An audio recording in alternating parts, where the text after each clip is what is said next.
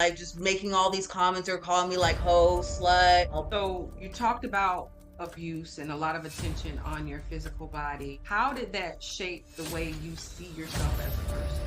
All right, people are just gonna say what they're gonna say. I'm just gonna do what I want regardless because it doesn't matter what I do. People are just gonna make their own assumptions either way.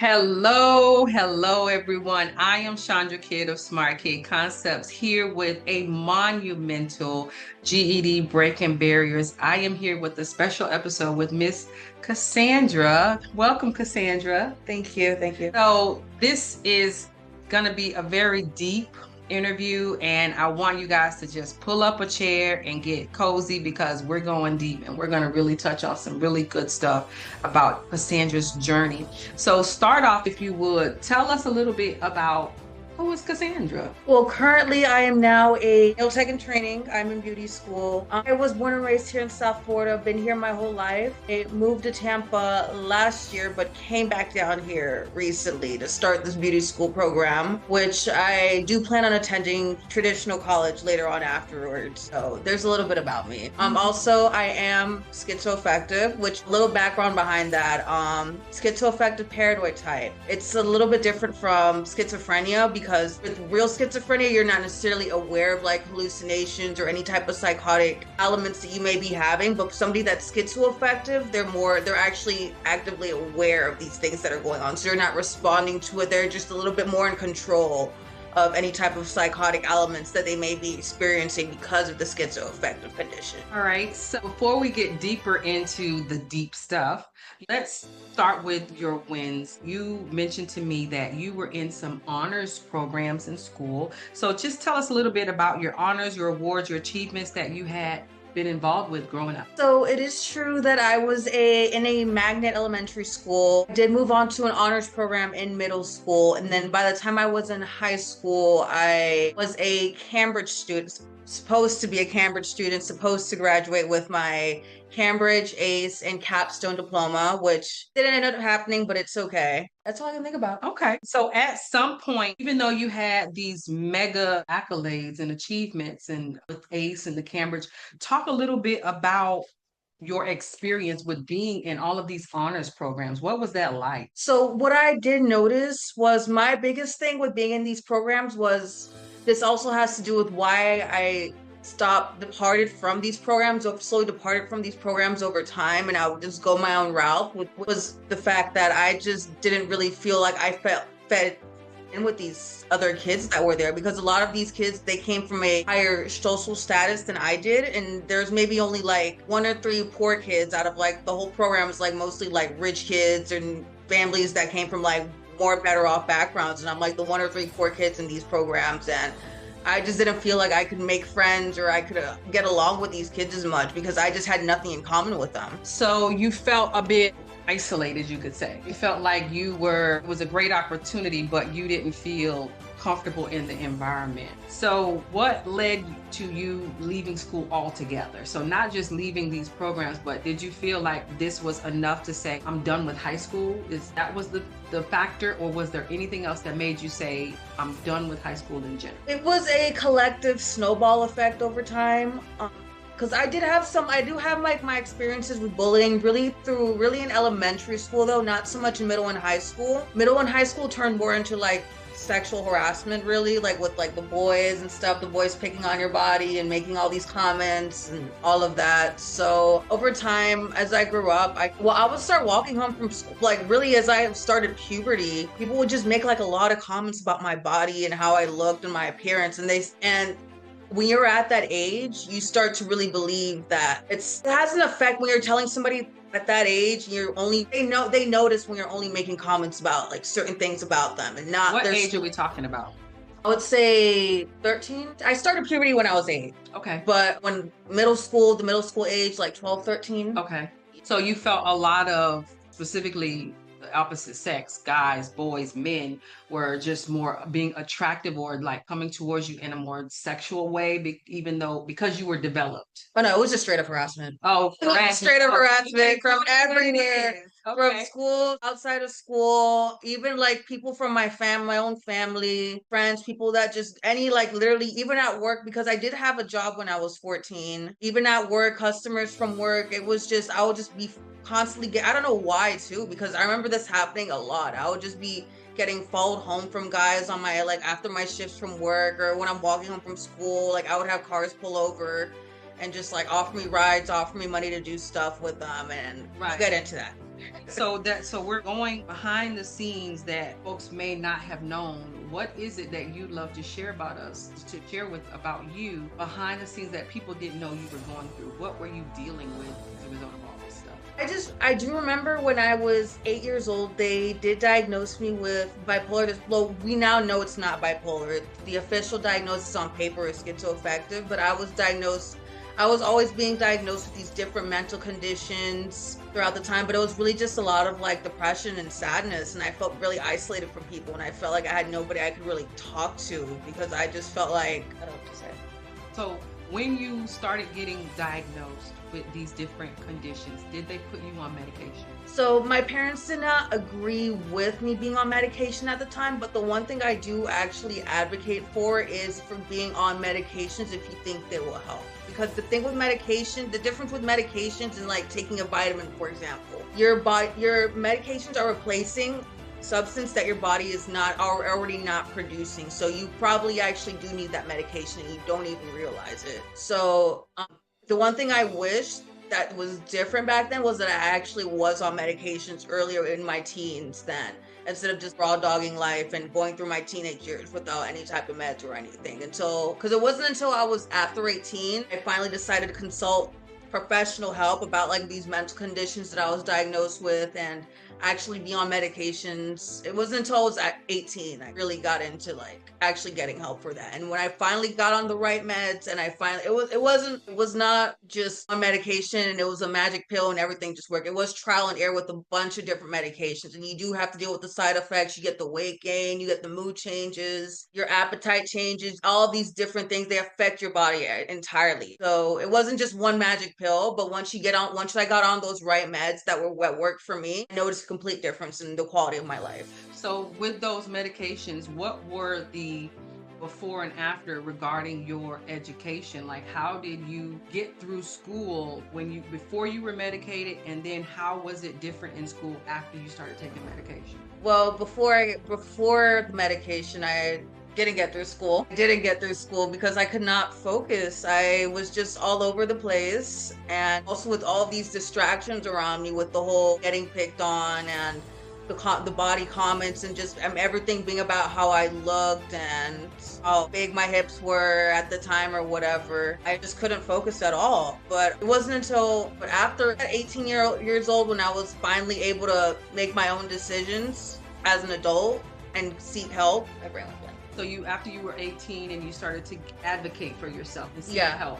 How did that shift your mindset towards your life and education? It was still a trial and error process again because in the beginning you don't know which meds are going to work for you. But before I got on the right meds, it was still a trial and error process. So it was still a good maybe 2 to 3 years. It wasn't until I was maybe 20. I'm 24 now, so it wasn't until maybe I was 22 which was when I graduated. I think it was 22 when I graduated. It wasn't until 22 when I graduated and I finally got on the right meds, the right mood stabilizers, the right antidepressants, the right antipsychotics. All these combinations really allowed me to focus and really clear any type of mental distractions or roadblocks that I had in my mind. So you talked about abuse and a lot of attention on your physical body. How did that shape the way you see yourself as a person? So the funny part is that I was already getting these comments before I even became sexually active at all. I was already getting this type of attention from people.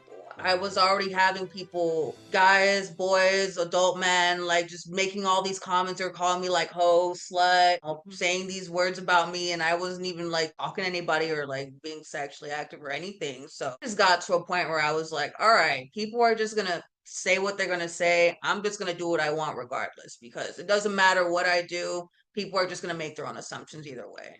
Right. So the financial struggles can really break a person's spirit on their journey just as much as anything else, just as much as the lack of study or motivation, the financial part. What did that look like for you, for your family? How did that affect your journey as finances? So my parents got divorced when I was 8. This was when I was in the 3rd grade. I ended up moving with my mom and my brother throughout middle school and high school. But here's the thing, I was living with a single mom and my brother, and of course we were financially backed up. And I remember sleeping on an air mattress at the time, and not even I remember I bought my own first phone, and this was money that I was making off of the street. I had a job, but of course with the child labor laws, you're only limited to only work like weekends, and you can't really make so much money as you want to make when you're, which makes sense because they want you to stay in school. But when you're coming from a background of poverty and you're coming from a background of being less financially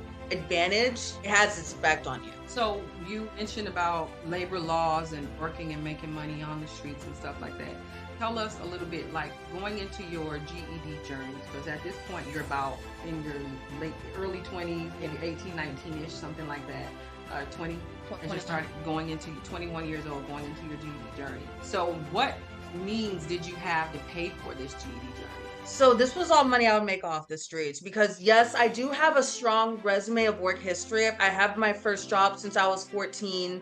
By the time I was 18, yes, it is true that I did end up at the strip clubs, but I was also going back and forth between the clubs and working 2 full-time jobs. And it wasn't necessarily one was better than the other. It was just what was more convenient for me at the time. And the thing is with the whole GED part and paying for this process it was not money wasted at the end of the day. It was, I made this money and I used it towards something that was going to invest in my future either way. Let me ask you, because you mentioned that you worked at the strip club to make, because you kept saying money got off the streets. And I want to just clarify, what do you mean money off the streets? Guys would just pull over, like for example, guys would just pull over and offer me money to like do sexual things with them when I would walk home from school, and I'm like maybe 16, 15 at this time, and I have my job, I have my little job, my part-time job, but it's not enough, and I'm hungry and I don't even have like my own phone yet at this age, and they're just offering money to do these things. So of course at the time I'm just going to agree and give into it. Right. So now you are saying, okay, yes, I might be getting the money off the streets, whether it be from like prostitution or stripping or whatever the case may be. You said, let me use this as a seed for something better, a better opportunity, a better path. Why did you feel you needed to go back and get your GED? Why not just keep doing the street thing? Why get your GED if the money was probably seemed like it was pretty good? Well, it was actually a matter of realizing the status of my mental health at the end of the day and really coming to terms with what's going to happen if I stayed in a certain type of lifestyle. So You wanted to prioritize your mental health because at the end of the day, money is money, it's paper. But you wanted something that's going to not only keep the bills paid, but protect your sanity and protect your peace. So you felt that this would be a better path for you. So what did you do? Because you mentioned all of these mental health issues that you struggled with. How did you learn to focus? How did you learn to cope?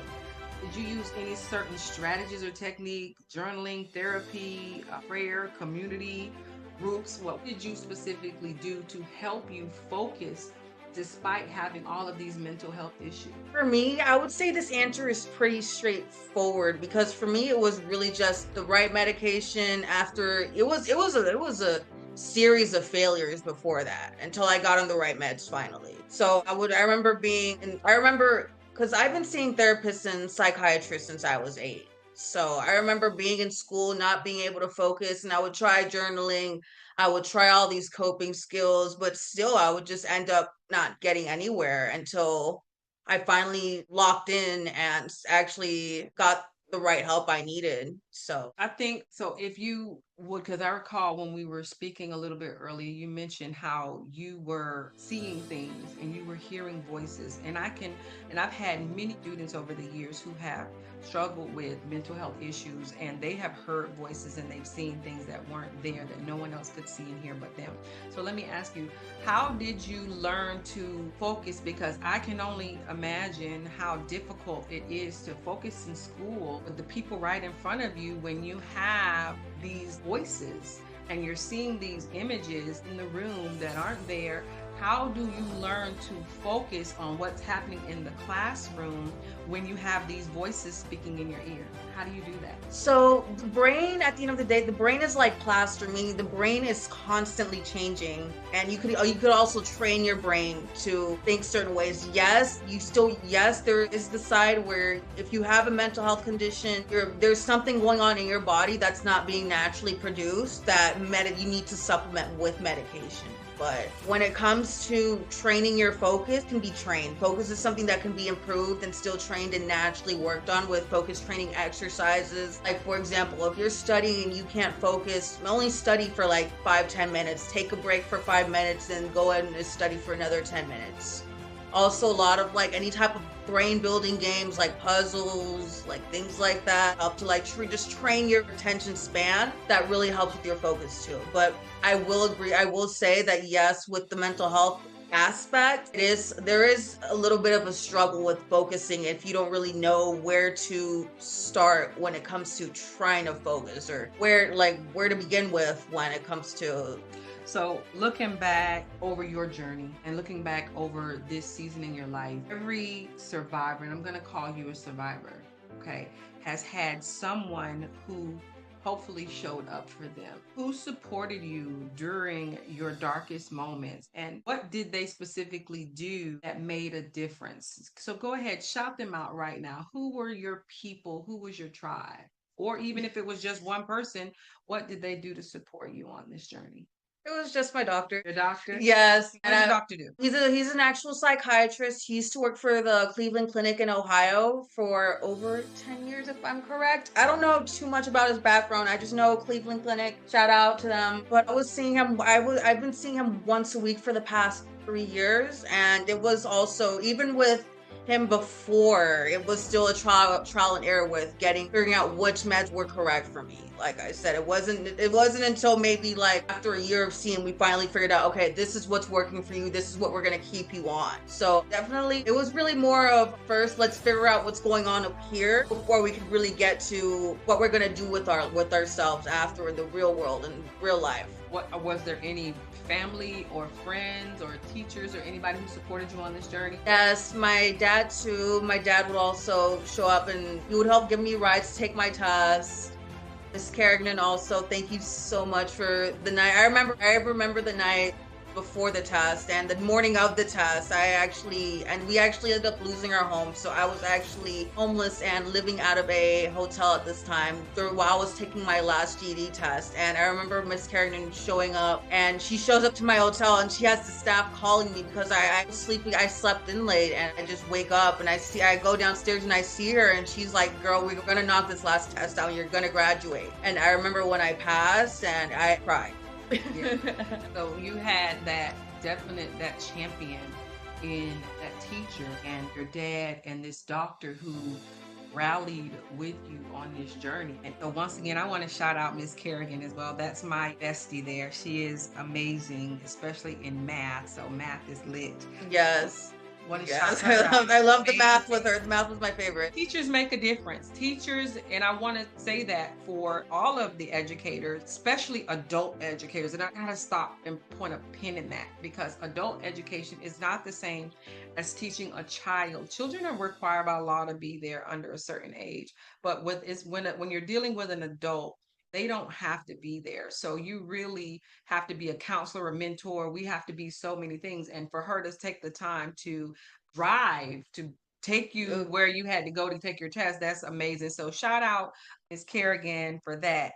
Looking back, how did everything you went through build resilience that you carry today? Well, I've just learned to never, and I've learned this from my dad too, because for example, my dad was somebody who also like he built a home, he built a whole family. Before we had this divorce, he saved up a lot of money and invested a lot of money into this house that we once had and we then lost. And I've really just learned, and I've even myself, I at one point I had a bankruptcy actually at 21. I used to have 6 credit cards. I had thousands of dollars in available credit, and the one thing I've just learned was to just never give up. You can always start over from scratch again. When you talk about the day that you found out you passed, what did that moment feel like, especially after everything that you survived to get there? Definitely relief because, like I said, I was already living out of a hotel at the time. So definitely I was very relieved, and I was really thankful for my teacher too, because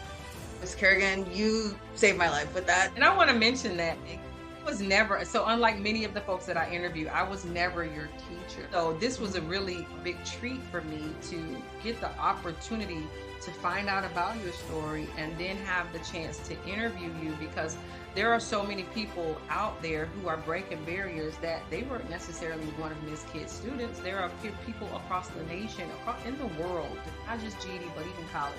So I wanted to just really pinpoint that it matters to have at least one amazing teacher that supports you and loves you enough to say, you got this, because we all need somebody. So you've earned your diploma, all right? And how is that changing how you move in the world? Because I wanted to talk about this outfit you have on, ma'am. So what are you doing now that you've gotten your diploma? So I am now in beauty school. I don't know yet if I'm trying to do like full on cosmetology, because I still plan on attending traditional college. This is only a temporary thing to just so I could have a career while I am in college. But right now I am studying to become a full service nail tech. And if you want your nails done, you can come hit me up. You're Cassandra, nails by Cassandra. Yes. So Cassie. Cassie. So you nails by Cassie. Yes. You're on, like, what are you on, Instagram? Are you on any social media where they can Not yet. So we got we gotta work on that. We gotta work on that. We gotta get her on social media so you guys can see her lovely nail tech journey and all the beautiful work that she can do for you. Especially work out of grit. I love that word, grit, and determination to just be better and do better and have better. So with all of the things of earning your diploma, how have your relationships with other people changed since you got your diploma? I have learned, because I feel like when you're getting your diploma, you're not just getting a piece of paper. You're also learning you're working on your communication skills with others, and you're working on how to present yourself as a person. And this is something that I'm even learning at this school here. You're learning life skills. You're not just learning like math, science, social studies. You're learning how to carry your demeanor amongst other people. And I feel like the biggest thing is to, when you're doing your educational journey, what's that biggest thing that you feel a person really needs to overcome and make it to the finish line? Not give up. Not give up. So just don't quit. Just don't quit. Just don't quit. Just don't quit. Just keep trying. Just keep trying. Don't quit. With a couple questions about your GED journey. What subject did you pass first? Math. You passed math first. Yes. And was there a subject that you had to take it more than once to knock it out? No, but I remember the reading and writing was like the most boring subject for me. So that was actually the last test I had to take. And I'm not honest, I remember not even wanting to finish this last test. Miss Kerry really pushed me to like just go and knock it out, get it out the way. Because reading and writing, I'm not necessarily a bad writer or a bad reader. It's just it's just boring for me. Well, to be honest, you found it to be boring, so it was probably the test that you had the least amount of interest, so that makes it a little bit more maybe intimidating, or maybe just because you really are not into it that much. And that's amazing that you mentioned math first, because most everyone else who I talk to, math is usually the last one that they struggle with. And RLA statistically is also the second subject that people struggle with or have to retake. So you're saying that you didn't have to retake any tests, you passed all of them the first time you took them? I think, if I remember, actually knocked it out. And it took you how long to finish your GED? I started in, I think, October of 2024, and by I think it was May or June of 2025 was when I graduated. So it was maybe October, June, July, August, like 8 months. It took me around 8 months to get my GED. About 8 months. So if you could speak directly to someone dealing with abuse, financial struggles, or mental health issues that thinks that their story is just too messy for a diploma or an education in general, what would you say to that person? How do you talk to that person tonight? There are resources that are there that you could utilize to get away from these situations and better your life. It doesn't seem like it, but just do some research on the internet and figure out what you need. Especially when you're dealing with when it comes to topics like abuse and situations like that, it's not necessarily just ignore it, or it's not all, yes, you can have your faith in God, but it's not necessarily always just pray and it'll go away. But definitely you want to, things like that are big deal. Things like that are big topics, and it is a big deal. So you want to approach and tackle those things as soon as possible. So definitely try to find the resources that do your research on the resources around you and what type of help you can get to get out of these situations. I think that's very valuable advice, that get help. Don't just think it'll go away magically. There is no magic wand. You need help. If you're dealing with issues of abuse, there are lots of programs out there. That is one way that especially if you're enrolled in a school, a lot of schools have protocols in. Sure, what do you want to share? Also, for example, well, if you're in Fort Lauderdale specifically or in Broward County, we have the Nancy J. Cotterman Center, which I've also been to. They're really more of a rape center, but if you are somebody that's dealing with abuse or knows somebody that could be dealing with abuse, the Nancy J. Cotterman is one center in downtown Fort Lauderdale, is one of the free resources that you could use to go over there and talk to somebody, and they also help you with housing assistance. They help you if you're might be struggling financially. They'll help you with case management. They'll help you with all of those things too. So those are definitely one of the resources I could recommend to somebody that's going through that type of abuse. And you can be honest with them. You can tell them, hey, I have this going on, I have that going on. Their goal is to keep you safe and not have you feel like you're the one that's getting in trouble for something that's happening to you to begin with. And then there's, like, if you're in Broward, there is 211 that has a referral service for all the things that you need. But really want to just reiterate, get help. There are programs, there is funding, there are scholarships out there. And I'm going to mention our phones. We use our phones for so much social media scrolling and all of that for entertainment purposes, for fun, gaming. But this is a great resource to Google. This is my problem. Help me. I need a resource. So you don't want to constantly live in that situation. You can get help. There is help, and you don't need to be embarrassed or ashamed or scared, even if someone is making you feel like you should be because you want help. Don't listen to that voice. That's a voice that wants to keep you where you are because they benefit. Use the constant reminder that people can't overcome, that people go through stuff. You're not the only one, I guarantee you. But there are people that are helping. There are organizations that help. Reach out and get the help. If nothing else, try to call the police. Sometimes they have connections with organizations that will help you get connected if you're not sure what to do.